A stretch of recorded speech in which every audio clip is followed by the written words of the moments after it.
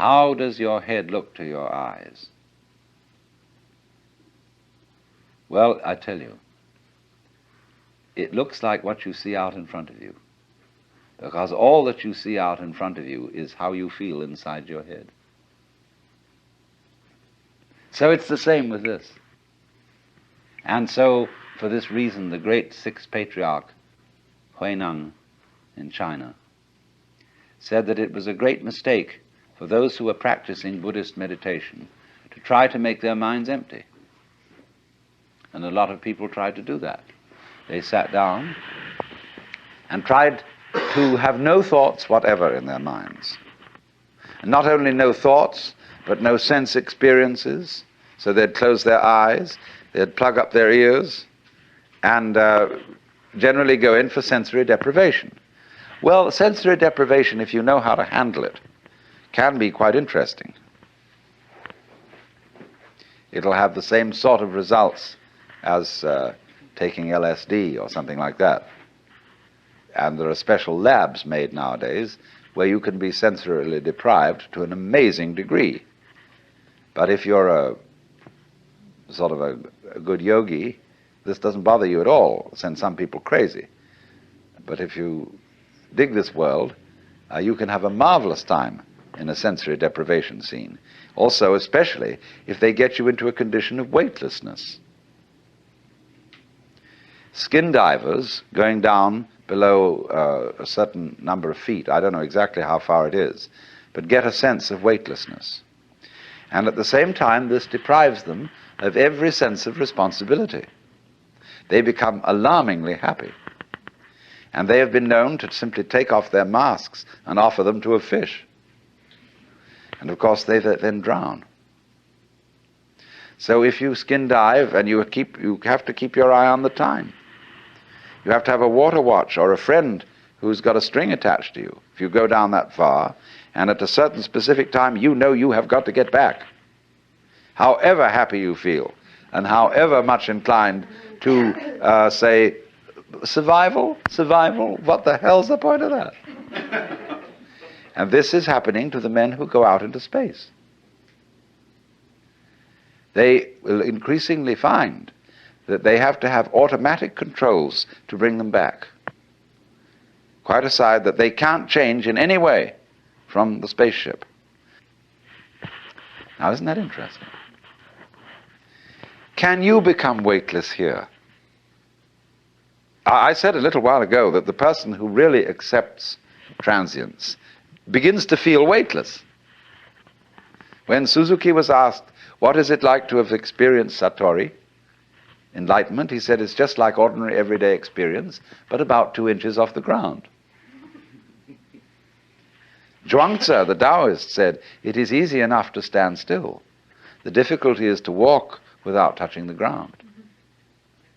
And why do you feel so heavy? It isn't just a matter of gravitation and weight. It is that you feel that you are carrying your body around. So there is a koan in Zen Buddhism. Who is it that carries this corpse around?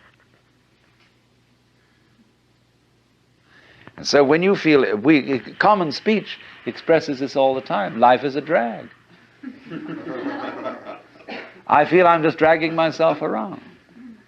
My body is a burden to me. To whom? To whom? That's the question. You see? And when there is nobody left for whom the body can be a burden, the body isn't a burden. But so long as you fight it, it is.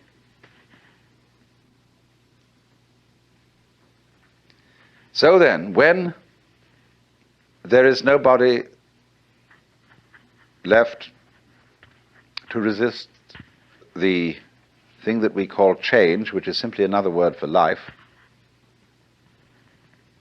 and when we dispel the illusion that we think our thoughts, instead of being just a stream of thoughts, and that we feel our feelings instead of being just feelings,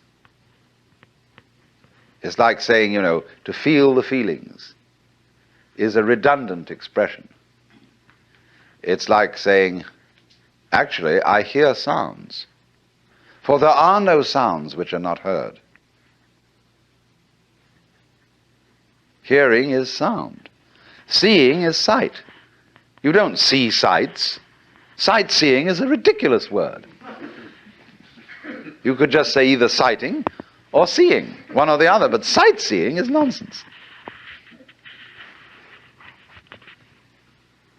So we keep doubling our words, and this doubling is comparable to oscillation in an electrical system where there's too much feedback, where you remember in the old-fashioned telephone, where the receiver was separate from the mouthpiece, the transmitter.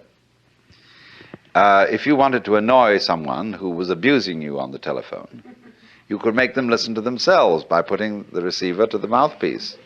But it actually didn't have that effect. It set up oscillation. It started to howl. It could be very, very hard on the ears. The same way, if you turn a television camera at the monitor, that is to say, the television set in the studio, the whole thing will start to jiggle. The visual picture will be of oscillation, like that. And the same thing happens here. When you get to think that you think your thoughts, the you standing aside the thoughts has the same sort of consequence as seeing double. And then you think, can I observe the thinker thinking the thoughts? Or, I am worried, and I ought not to worry, but because I can't stop worrying, I'm worried because I worry. And you see where that could lead to. It leads to exactly the same situation that happens in the telephone, and that is what we call anxiety, trembling. But this discipline that we're talking about of Nagarjunas abolishes anxiety, because you discover that no amount of anxiety makes any difference to anything that's going to happen.